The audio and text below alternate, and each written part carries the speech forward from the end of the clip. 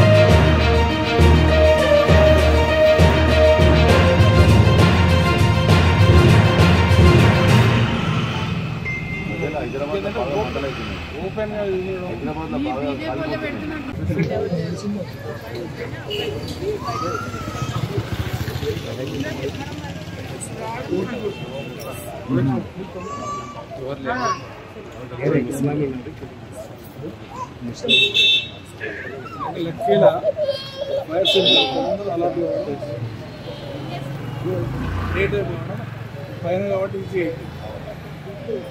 మధ్యలో మనం ఏం చేయాలి.